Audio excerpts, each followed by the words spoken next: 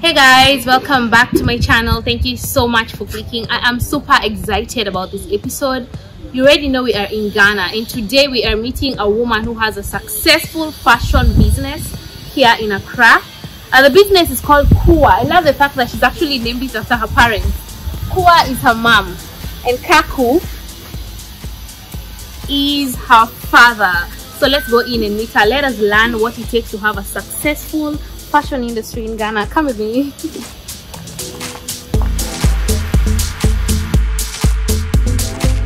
What's catching your eye? You want to try one on to see how it looks on you? Yeah. Have you lived in Ghana all your life? No. There's something about the human brain that when you believe in something, you naturally start working towards it.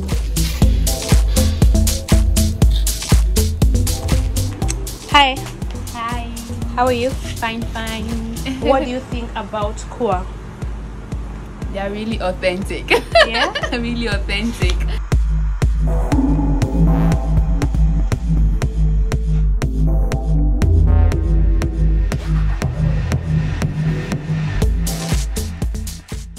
Cheers.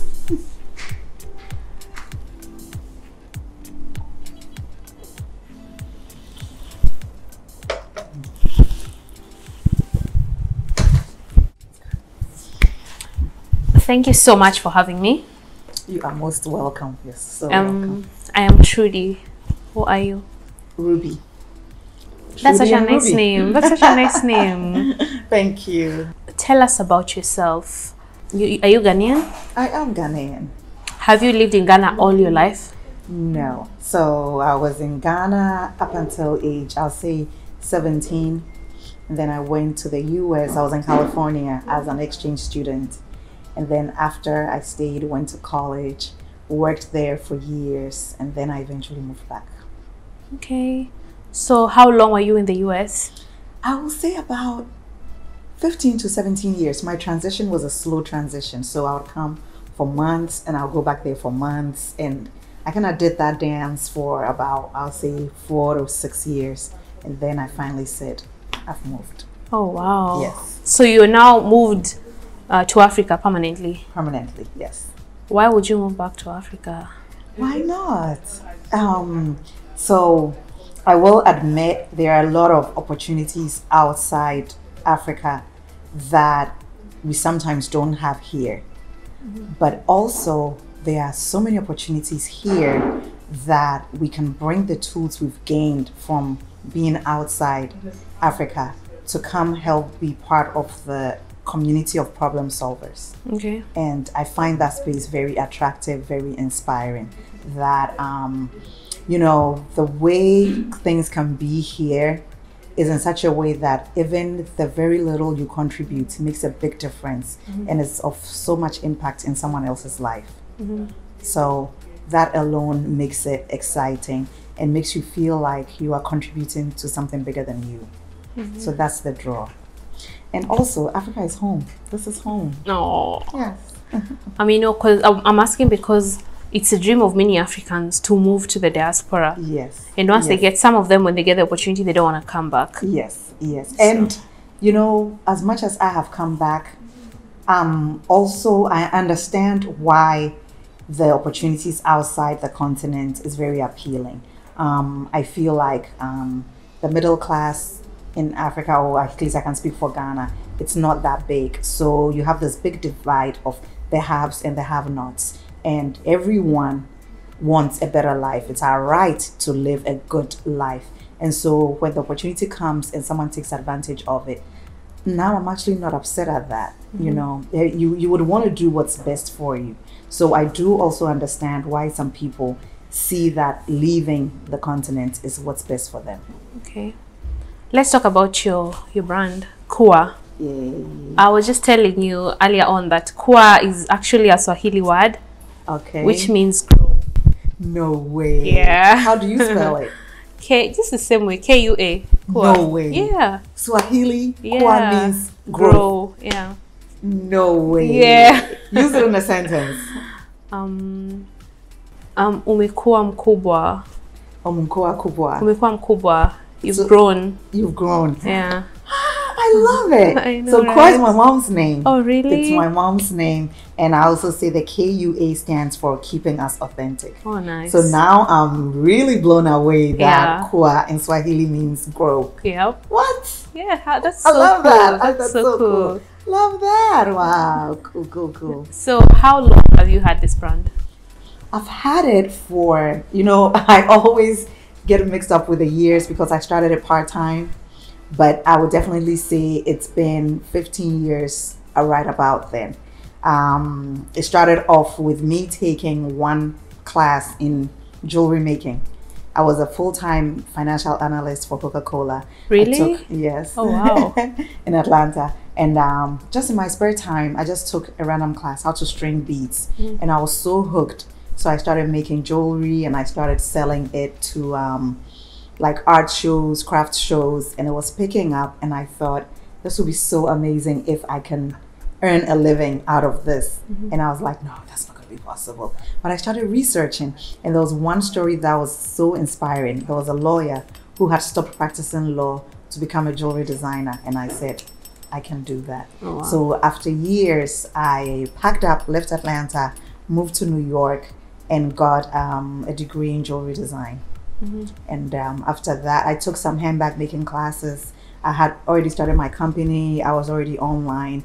But after my degree, I moved straight to Ghana. Okay, so you just told me that you used to work for Coca-Cola. Yes. Wow. Yes, I worked as a financial analyst for Coca-Cola in Atlanta. And it was during that period that I took a class in my spare time. Just like, I wonder what this jewelry making class is like. And so I took that class and I was hooked.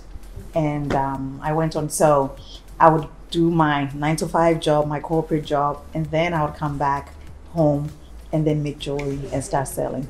Can you remember the moment you decided to quit your job? If I tell you quit your job. So to be honest, after I left Coca-Cola, I got another job because I was, I started feeling like, what am I doing here? But I still wasn't confident enough to take the leap to do what I was confident with creative full time. So I convinced myself that I wanted another job that paid more. And so I took another job, and right from the first month, I wasn't feeling it. I knew that it wasn't. And my then boyfriend, who's my husband now, he actually told me that you want to work for yourself. You want to do something creative. And it doesn't matter how many jobs you change, you won't get that satisfaction until you do what is really on your heart to do. And so soon after, I started the application process for, it's called the Fashion Institute of Technology in New York. And then I got in, and I haven't looked back yet. Were you scared? Yes. Because you're walking into something that, Yes, it's really scary. We are walking away from a field that's tried and tested. I have a business administration. My first degree is in business administration, and I got into finance and I rose up. I'm now an analyst with a multinational, a company that's trusted, that takes care of the employees. And now you are leaving it for the unknown to go start something on your own. Now you don't have a paycheck coming in. You have to now rely on yourself to make that money. Meanwhile, you still have bills to pay. And you are also looking at the future, I mean, there was one point where I told myself, if the money I make from my jewelry can be even a quarter of what I make in corporate America, I've made it. Wow. Yes. Wow. So all this, you think about all this, and it's scary. And even your family, your friends, everybody's a bit like, that's the question I was about to ask you. What did your friends and your family think? Did they think you're making a mistake? I remember a friend, and I still haven't told him that, when I told him that, oh yes, I'm no longer at my last job, I'm going to fashion school. His comment was, but this thing, you're taking it seriously like that? And it kind of hurt me because it played right into the fears I had about doing this, And also it let you know that he's probably saying what a lot of people are thinking, but not saying, right? Yeah. Like, this thing you do on the side, what do you mean you are now going to school for it, to take it seriously? Where will it take you, And your family too everybody would be a bit like, is she sure of what she's doing? Is this thing gonna go somewhere? So, but as I mentioned, my now husband, he was super supportive. He was like, I think this is what I know this is what you want to do. You should go for it. Because after all, even if I went for it and I decided to go back to finance, I still have my work experience. I still have my degree. You know, it would just be a gap. So he felt like you would always still have something to fall back on anyway. So. Well, you're lucky to have a husband. I am. He's super supportive. That I'll give him. Okay, so fast forward. When you look back, do you have any regrets? I don't have regrets. I think sometimes I feel like the only regret I had was I wish I had tapped into the creative side sooner. I wish I'd given myself the permission to explore the creative side. So I would have decided earlier on that this is what I wanted to do. Because by the time I started doing this full time, I was in my 30s. I feel like if I had known right from high school that this is what I wanted to do, I would have just gotten into it right away. Maybe worked for a company, start getting good experience, build myself up, you know. But at the same time, I always say that my business background, my financial analysis background also helps with the business, because there's some decisions I make and I'm like, it just comes naturally to me that, oh, you have to look at it this way. And I realize that other small business owners don't look at it that way. And as they say, we are a totality of our experiences, right? So you may not know that it's this exact thing you did that's the reason why you have this, or you have this and this going for you. But then truly that's what it is. So while in the US you have a stable job, but you felt like you had more to offer. Yes. So I bet there. So, to be honest, I don't know if I felt like I had more to offer, or I think it was more of a difference. I wanted something different. I felt like even though I am good in this field and I'm thriving in this field, I want something different. And the pull for that was so strong that eventually I had to go to school. And one of the reasons why I went to fashion school was I wanted to make a clean break from my career, because once you're in school, first of all, I went to school in a different state. I was in Georgia and I went to New York. So clearly you had to leave your job. That's number one. And also once you're in school and it's full-time, you can't have a full-time job. I needed to make a decision that would give me a clean break so I could do that and then decide after if I'm going to continue on my new path or go back to my old path. So you took a risk. Yes, definitely. It was a risk. So what would you tell women or girls or anyone in general watching who they feel strongly that they should be doing something, but you know, they're scared because they're very comfortable where they are. They think they have everything they need, yet they're not exactly satisfied. What advice would you give them? So it's a dance. And I'm speaking now not only as a small business owner, but also as a mother. Every parent wants the stable life for their kids. So I can imagine myself if my daughter comes and wants to do something that is not a so-called stable field, I would have some of the same fears.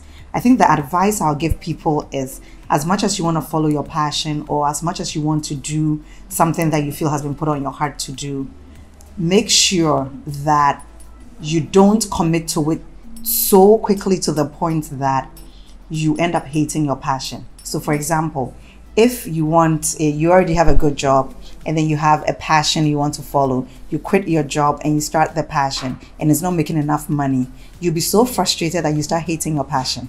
So you would have to be able to, timing is the trick.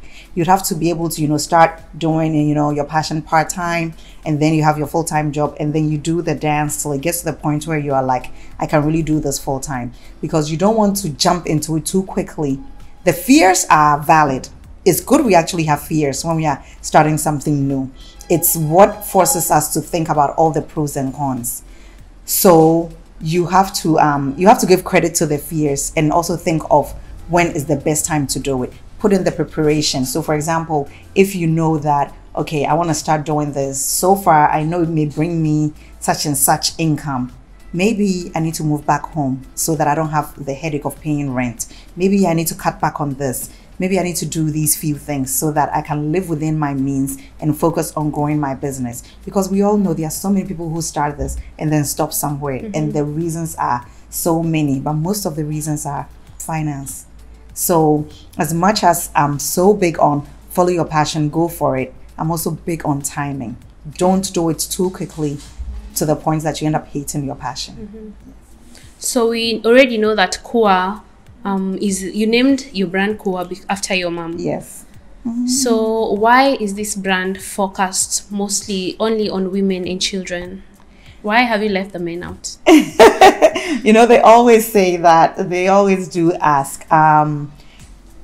Because I'm a woman, I know what I like and I know what other women respond to.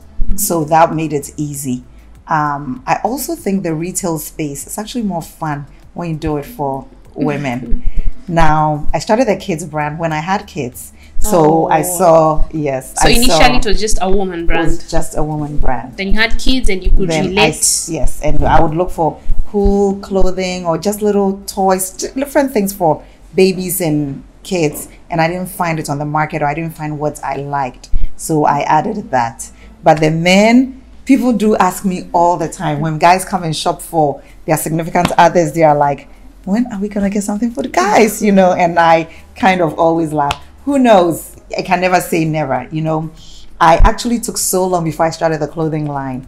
I like the fact that it was a one size fits all. If you like the handbag, you like it. It's no matter of, oh, the size is not right. If you like it, you like it. If you like the jewelry, you like it. When you get to clothing, you may like it, we may not have your size. So it took me so long before I started clothing. And then I eventually started it. So never say never, but my jam, my soft spot is for women and children. Okay, that's nice. Is this what you do full-time, or do you have part-time businesses? I do this full-time, but I also have other businesses. I am an should I say undiscovered interior designer, but I love that space. I always say I like things to go from blah to beautiful. So I like being in spaces and environments where I can see the potential, I go for it, and then I turn it around. So I did the decor for the store, and you've been upstairs, so you've seen my so beautiful. Thank you. So, oh my goodness. That's the first thing I noticed when I came inside. Thank you. So I love that. And it's same with the fashion, the fact that you could see this cloth, you could see this leather, everything just looks everywhere. And then you put it together and you have a beautiful clutch bag, or you see the African prints hanging there, you see the jean fabric, and I'm already thinking, what design am I going to make out of this? And the finished product is something beautiful. That is where I get my high. That's what I find super exciting. Okay, so do you make what you sell by yourself? We have a team, definitely, and I don't actually sew. So we do the design, we do the sketching, and I'm very big on collaboration. So I always ask their feedback. What do you think? You know, would you wear it? So we go through that process, and then we make the clothing. Similarly with the bags, the jewelry is still my soft spot. So I'm very involved in that. For the others, I mostly manage overall. Definitely, we have our monthly meetings every day. I go check on the workshop, but the jewelry, even at home, sometimes 2 a.m. I'm just quietly making my jewelry. Oh, that's how you know you do what you love, you know? Yes. So talking about clothing, who are you wearing today? Are you wearing your brand? Yes, I'm wearing my brand. It's so beautiful. My top is from me. The skirt is not from me, but my top is from me. And my ring, my bracelet, my earrings. Oh, yes, that's from so my beautiful. brand. Thank you. How can people reach you? I'll say Instagram is the fun place to reach me, and it's 𝙤𝙤𝙧 Designs, so 𝙤𝙤𝙧 Designs. You can find me there, and on there you have information for my website, even my location and shop hours if you're in Ghana. Okay, so you said you have other stores abroad? I have other stores that carry my products, you know, so they'll order and have it there, and when they sell out, they contact me. So people can order from all over the world, doesn't have to be just in Ghana? Well, they can order from my website, but then in Ghana, I love for people to come into the shop so they can experience this as you have experienced it. Yes. So the website is www.𝙁𝙤𝙧.com. Okay, as we finish up, I'd like to know what have been some of your challenges as a woman doing this job, and also what have been some of your highlights? So the highlights have been overcoming some of the fears. When you come in, even for the handbags, I used to think, I'm not sure if it would work in Ghana, or I would think of this design and I'm like, I don't know if it will work out. And to see people enjoying it, they come here and they say, this is where they come to when they want a really special gift for someone. People send reviews, send me messages. That is such a highlight. The impact I have on my employees and the women we source from, it's a highlight. But recently, the biggest one has been, we started an initiative where we are teaching students from the School of the Blind how to make bracelets. Oh, wow. So we did that before COVID. And so we had to slow down during COVID, and then we went back. So it's we focus on the women. So the women at the vocational department, we teach them how to string bracelets, and the goal is to actually pay them for what they make, not just teach them. Because we realize that there are a lot of vocational programs where they teach you, but then after they teach you, what next? If they don't have jobs to do, then it's like they've gained all this knowledge, but then no employment. So I quickly told myself that we're not just going to teach, but we're going to employ them. So good news, one of them who graduated actually works with us permanently. Really? Yes. Aww. And we went through, she lives so far away, I think over 2 hours away, but she's able to get on the bus and come all the way here. Yes. So if you go on our Instagram page, I actually recently wrote about her, so you could see more about that. So that really makes me feel good inside. Me too. Thank you so much for creating employment and making a difference. Thank you. The world needs more women like you. Oh, thank you. And it's such an honor to sit down with you. I am so inspired. Thank you. I can't end this without asking you about Trudy. Yes. So how did that come about? So it was during I think before COVID, Ghana, that's one thing. The government had this initiative of Year of Return, and it was just a great initiative to boost up our tourism. And it was an invitation to all Black people in the diaspora to come home, being in Ghana. And so we had a number of celebrities from the US coming, and Cardi B happened to be one of them. So someone told me that they would want me to get to meet her. I went with the gifts. I got to give to her. We met, took pictures, took selfies. I mean, it was really amazing. Yes. How was it? It was cool. I mean, she is really who you see her as. You don't see her as pretentious. Like on one-on-one, she's not pretentious. She's really as you see her. So what did you give to her? A bag with like that one with the map of Africa on it. Yes. Oh, that's yes. Nice. I wanted it to be something that spoke of the continent. Yes. Thank you so much for your time. Thank you, and I promise to make you a pair of earrings. So I can't wait. Stay tuned. You'll see what I make for her. So you have very beautiful things that are creatively made. I can't help but wonder, are they gotten from Ghana, or do you import some things? So as much as possible, I source as much as I can right here from Ghana. So the leather we source from Ghana. The leather actually has an interesting story behind it. We use a lot of repurposed leather, and basically it's leather pieces from big European factories that they don't want anymore. And pretty much it's a way of discarding it. It ends up here in Ghana, and then we go and source from them. And so sometimes we have enough to make 10 bags, sometimes enough to make 5 bags. But I think that adds to the uniqueness of it, because now you know you're not gonna have a whole bunch of people rocking the same bag as you are rocking.